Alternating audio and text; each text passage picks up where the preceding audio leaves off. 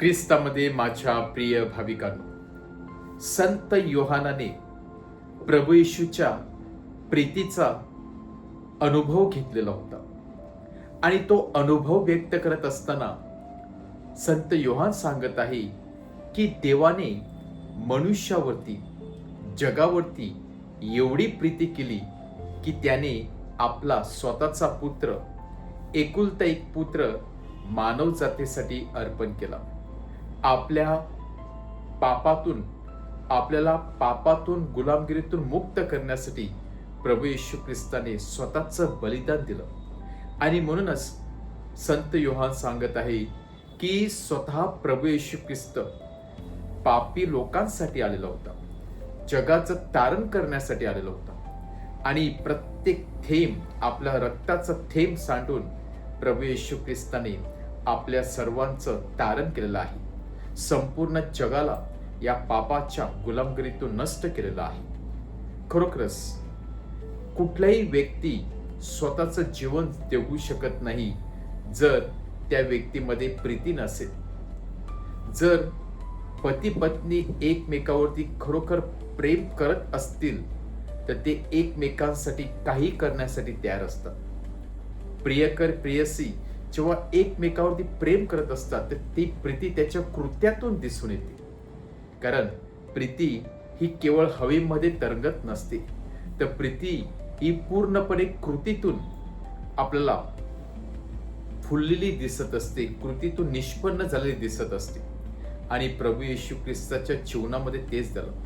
परमेश्वराने केवळ सांगितलं नाही की मी जगावरती एवढी प्रीती करत आहे, परंतु परमेश्वराने करून दाखवलं.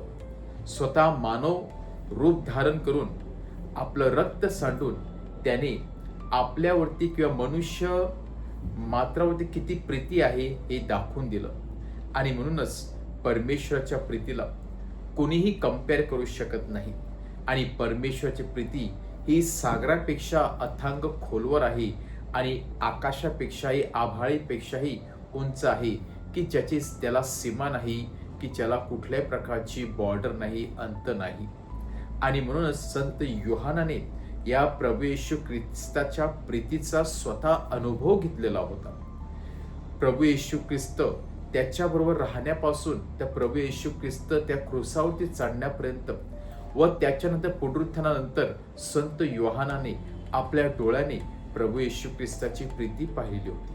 आणि प्रभू येशू ख्रिस्ताची प्रीती ही पूर्णपणे वेगळी होती, जगाच्या प्रीतीपेक्षाही वेगळी होती. स्वतःचा विचार न करता प्रभू येशू ख्रिस्ताने नेहमी इतरांचा विचार केला. जे आपल्यावरती प्रीती करतात त्यांच्यावरती प्रीती करणे हे साहजिकच आहे, हे कोणालाही जमू शकते. परंतु जे आपले हेट करतात, आपल्या विरुद्ध बोलतात किंवा आपले वैरी आहेत, त्या वैऱ्यावरती प्रीती कशी करायची हे आज पहिल्यांदा प्रभू येशू ख्रिस्ताने आपल्या शिष्यांना आणि जगाला शिकवलेलं होतं. आणि म्हणूनच संत योहान सांगत आहे की हीच प्रभू येशू ख्रिस्ताची, परमेश्वराची प्रीती होती. आणि म्हणून त्याने संपूर्ण जीवन मानव जातीसाठी दिलेलं होतं, आपलं जीवन अर्पण केलेलं होतं. आणि म्हणूनच जुन्या काळामध्ये ते सुंदर वचन जे प्रभू येशू ख्रिस्ताने आपल्याला सांगितलेलं होतं की तू तुझ्या परमेश्वर याच्यावरती पूर्ण अंतःकरणाने, पूर्ण मनाने, पूर्ण जीवाने प्रीती कर आणि जशी स्वतःवरती प्रीती करतो तशी इतरांवरती प्रीती कर. ही स्वतः प्रभू येशू ख्रिस्ताने करून दाखवलं. केवळ प्रभू येशू ख्रिस्त बोललं नाही किंवा जुन्या काळातील एखादं वाक्य सांगितलं नाही, तर त्याप्रमाणे प्रभू येशू ख्रिस्ताने आपल्या कृतीतून करून दाखवलं. आपल्या स्वर्गीय पित्यावरती पूर्ण अंतःकरणाने, पूर्ण मनाने, पूर्ण जीवाने प्रीती केली. आणि आपल्या शिष्यावरतीच नाही तर आपल्या वैऱ्यावरती देखील शेवटपर्यंत प्रीती केली. आणि म्हणून सुंदर असा मेसेज, सुंदर असा संदेश प्रभू येशू ख्रिस्त यातनेमध्ये असताना, या क्रूसावरती टांगलेला असताना त्याने सुंदर असा प्रीतीचा संदेश दिला. हे प्रभू, त्यांना क्षमा कर, कारण ते काय करतात ते समजत नाही. हे वाक्य कोण बोलू शकतो? हे वाक्य ज्या व्यक्तीच्या मनामध्ये पूर्णपणे प्रीतीचं जाळं पसरलेलं आहे, ज्या व्यक्तीला प्रीती काय आहे, प्रेम काय आहे याचा अनुभव आलेला आहे, तीच व्यक्ती या गोष्टी किंवा हे शब्द वापरू शकते. आज ख्रिस्ताने केली प्रीती ही फार वेगळी होती.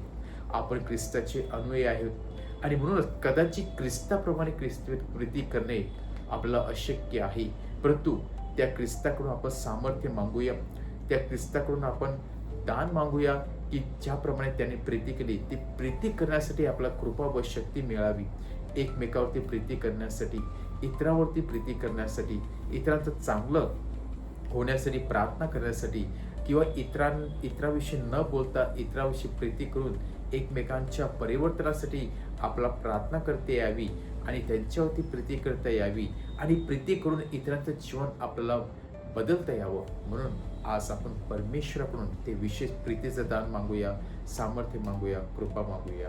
आमेन.